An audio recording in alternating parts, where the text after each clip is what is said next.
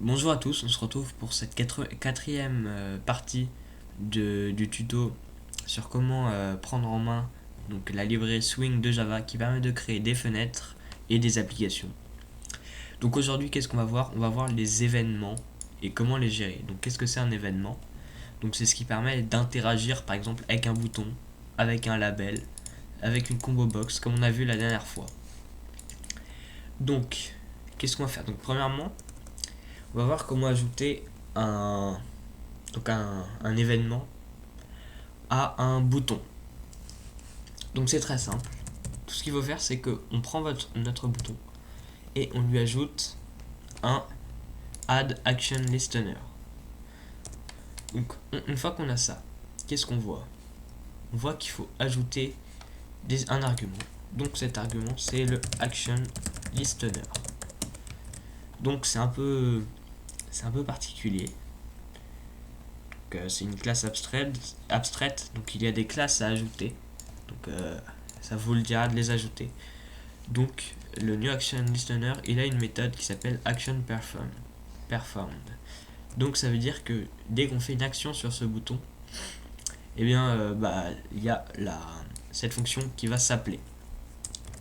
Qu'est-ce qu'on va faire par exemple? On va faire system.out.println clic. Voilà. Donc une fois qu'on a fait ça, si on lance le tout, donc on peut voir comme la dernière fois tous les trucs qu'on avait mis. Si on clique sur le bouton, on peut voir que ça affiche clic dans la console. Donc pour aller plus loin encore, on peut créer un int qui s'auto-incrémente juste avant. Int index plus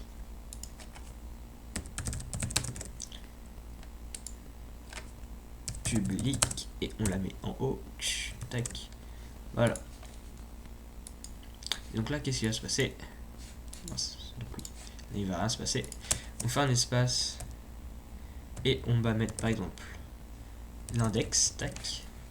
Qu'est-ce qui va se passer? Quand on va cliquer, ça va s'auto-incrémenter. Donc cliquez une fois, deux fois, trois fois, quatre fois et ça s'auto-incrémente. Hop, voilà. Donc ensuite on peut faire plein de choses avec. Donc on verra juste après avoir. Enfin, donc ce qu'on va voir maintenant. Donc par exemple, on va voir un type que j'avais pas montré la dernière fois de composant qui est assez utile. Donc c'est le JTextArea. Donc qu'est-ce que c'est? C'est une zone de texte donc, qui permet de faire des grandes zones de texte, pas seulement des champs.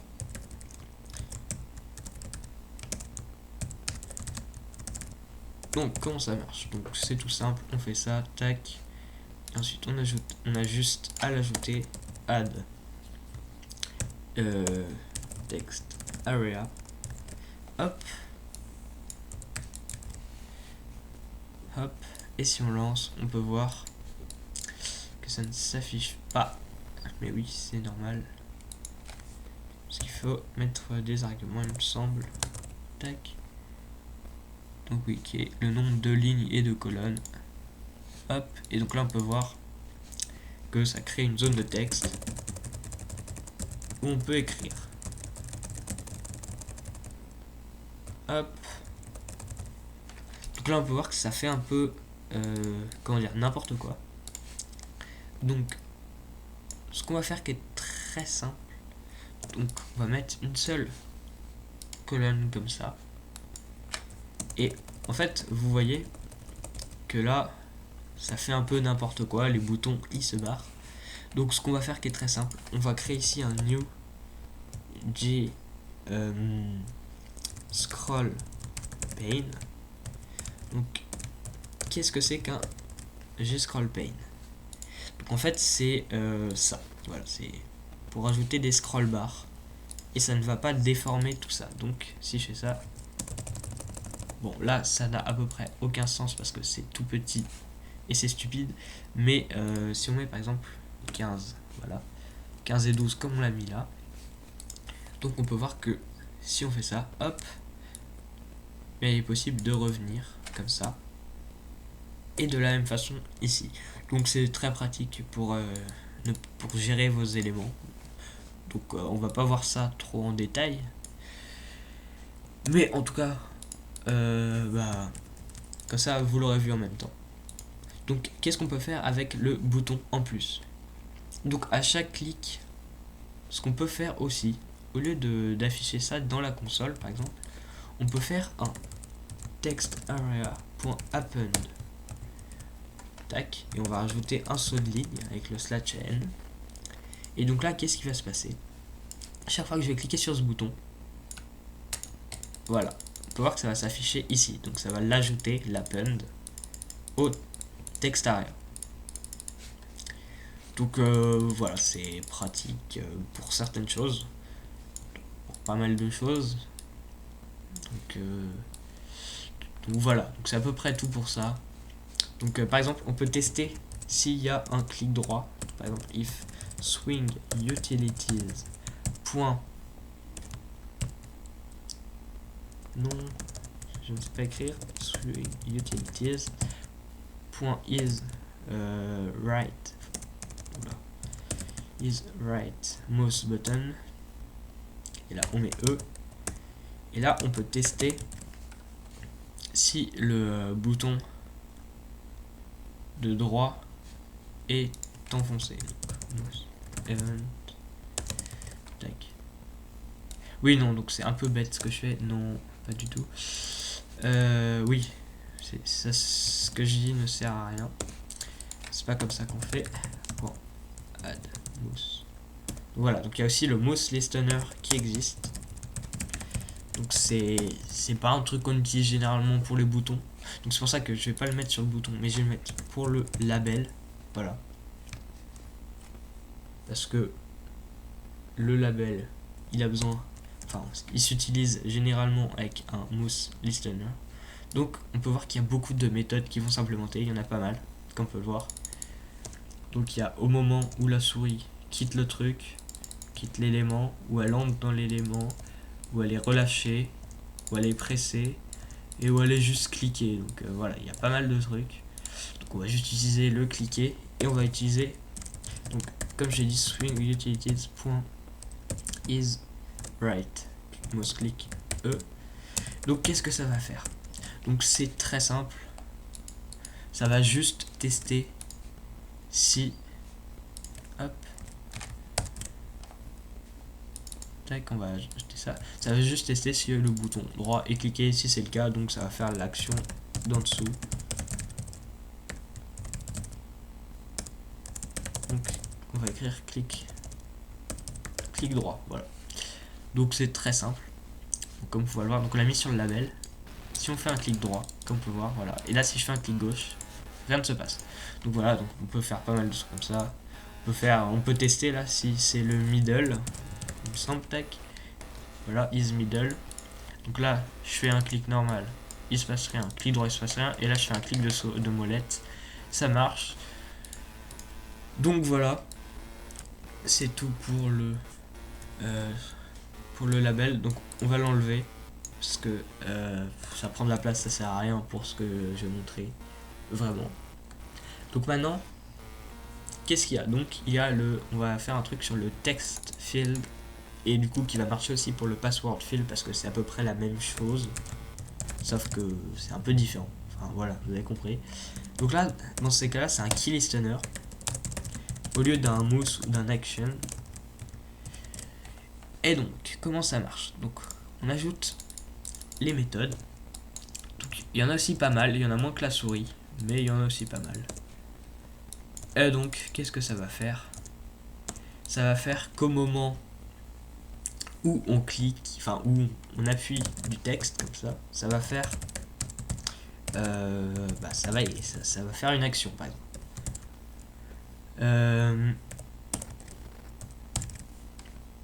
Par exemple, on peut faire ça. Donc, à chaque fois qu'on va entrer un bouton dans le text field, ça va, voilà, ça va l'afficher dans la console. C'est un exemple. On peut aussi get key code, voilà. C'est-à-dire que ça va retourner le code ASCII, enfin ASCII de la table des caractères. Donc si j'appuie sur A, ça retourne 0, Z. Donc c'est pas du tout ça. Euh, mince. Point. C'est get. C'est get keycode, non? Il me semble que c'est get keycode. Origin de integer key event.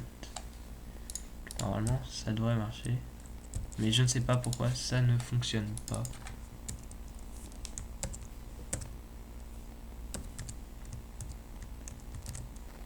C'est étrange.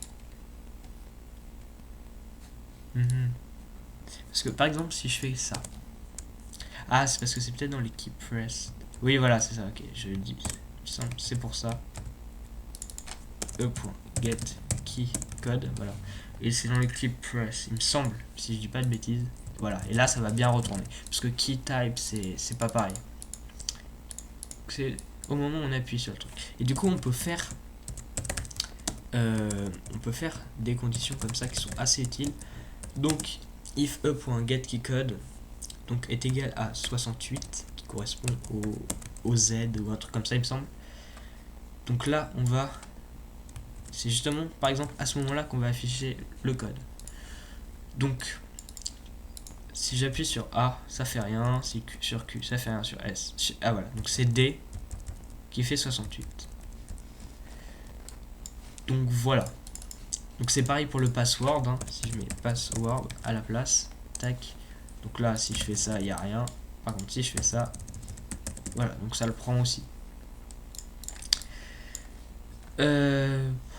Donc maintenant, on passe au combo box, donc qui est un peu plus, on va dire, c'est pas plus compliqué, c'est facile, mais c'est pas pareil. Combo box, parce que c'est encore un autre listener. Combo box.add. Donc il y a le action et il y a aussi le item listener. Donc on va utiliser le item. Item listener. Donc bien sûr, toutes ces méthodes, on peut même utiliser un key code, enfin un key listener sur la combo box. Bon, ça ne sert pas à grand chose parce que jamais on va faire cliquer là et ensuite appuyer sur D et ça va faire une action. Mais c'est possible de le faire. Et donc c'est possible par contre de mettre un mouse listener en action listener, donc là ça va vraiment faire quelque chose. Donc là on a cette méthode de l'item listener. Donc c'est au moment où on change l'item. Par exemple, c'est au moment où on change l'item. Tac, je suis ici, je clique sur bonjour, ça va afficher. Donc ça affiche deux fois, donc c'est pas terrible. Donc ce qu'on peut faire c'est if e.getStateChange est égal à itemEvent.selected. Hop. Et là, c'est quand on select, ça l'affiche seulement. Tac, tac, tac. Donc dès qu'on change comme ça, même avec les flèches. Hop. Voilà. Donc c'est à peu près tout pour ça. Donc faut savoir, c'est aussi pareil, on peut faire la même chose avec le text area pour le qu'est-ce que j'ai fait, tac, voilà, c'est à peu près pareil pour le text area. Donc si on lui ajoute un key listener, hop, donc là on peut écrire, et dès que je vais écrire D, voilà, ça va écrire dans la console. Donc c'est pareil, on peut même s'amuser à mettre le listener sur le texte. Non, oui, non, il n'y a pas d'action listener sur le texte area, mais par contre on peut faire un mouse listener, par contre add mouse listener sur ça. Donc mouse listener, oula, donc c'est la même chose. Donc par exemple au moment où on va cliquer dessus, ça va faire une action, par exemple ça va verrouiller un bouton ou une connerie comme ça. Donc on ajoute les méthodes, on s'en fout, on fait rien, et là on fait system.out.println hey you click me. Voilà, c'est un exemple. Et donc au moment où je vais cliquer, voilà. Et donc c'est pareil, on peut utiliser swing utilities donc pour ça. Donc on va l'enlever, ça sert pas à grand chose.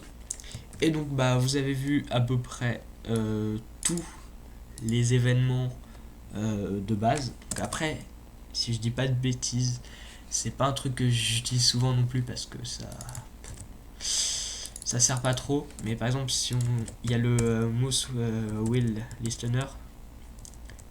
Donc ça c'est pour la voilà, quand je fais ça. C'est pour quand on scroll. Donc je vais le découvrir un peu avec vous parce que je connais pas trop. Enfin, je l'ai utilisé quelques fois, mais ça m'a jamais vraiment servi. Donc, qu'est-ce que c'est que les méthodes à implémenter directement? Ça doit être un truc comme yep, mouse if mouse will event point. Oui, voilà, donc il doit y avoir des trucs. Add on mask, un bouton 1, bouton 2. Oulala, plein de trucs. Bon, je sais pas trop à quoi ça correspond. Donc,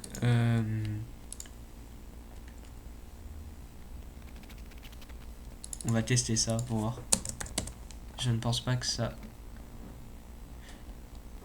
Si on fait un E point...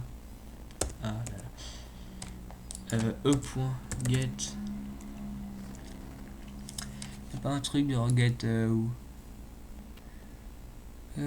tac tac tac. Get wheel rotation, non je pense pas que ce soit ça. Point. Ouais, is control down, il y a plusieurs trucs. Is shift down. En fait, je comprends pas trop le truc, mais on va tester ça. On va enlever ça du coup. Et on va afficher, on va mettre ça. Hop. Tac. Donc je teste avec vous, hein, là, j'en sais rien du tout. Comment ça marche? Si je clique non.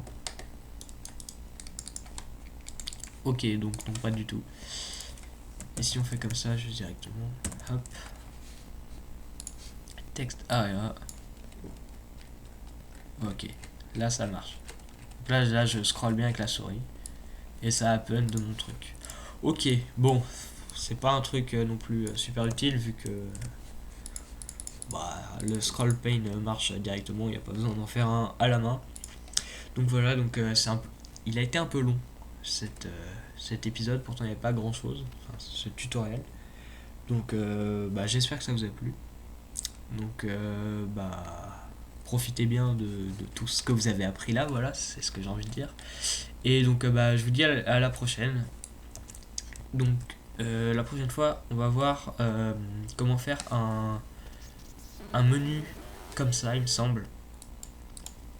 Si dans mes notes que j'ai prises pour mes tutos, c'est bien comme ça, il me semble qu'après on va faire une toolbar.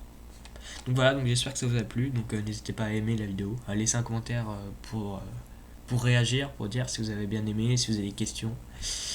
Et bah je vous retrouve la prochaine fois, donc salut tout le monde.